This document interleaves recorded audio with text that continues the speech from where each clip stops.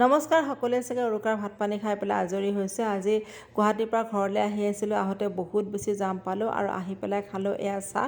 মা আৰু দাদাই বনাই আছিলে এইফালে চুঙা পিঠা হৈছে দৰঙৰ আৱেগ। মই নিশ্চয় চুঙা পিঠাৰ ভিডিঅ' এটা লৈ আহি আছোঁ। এয়া দাদাই মাছবিলাক ভাজিলে আৰু খৰি জুইত বহি বহি পৱনে মাছৰ জোলখন বনালে। যিহেতুকে আজি সোমবাৰ হয়, মই মাছ মাংস একো নাখাওঁ, সেইকাৰণে মোৰ কাৰণে এয়া আলু ভাজিলে আৰু পনীৰৰ এটা চব্জি বনালে সিহঁত দুজনে মিলি পেলাই। আৰু দাদাই এয়া মাংস বনাবৰ কাৰণে সকলোখিনি ৰেডি কৰি পেলাই লৈ লৈছে।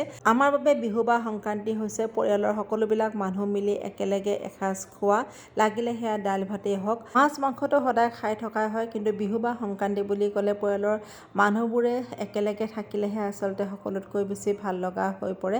এগালমান মাছ মাংস বনাই যদি এই বিশেষ দিনটোত একেলগে পৰিয়ালৰ মানুহখিনি এসাঁজ খোৱাই নহয়, তেতিয়াহ'লে সেয়ানো কিহৰ বিহু, কিহৰনো সংক্ৰান্তি। আশা কৰিছোঁ সকলোৱে নিজৰ পৰিয়ালৰ আপোনজনৰ সৈতে বিহু উদযাপন কৰিছে। বিহুৰ শুভকামনা জনাইছোঁ। ভালে থাকক, বাই বাই।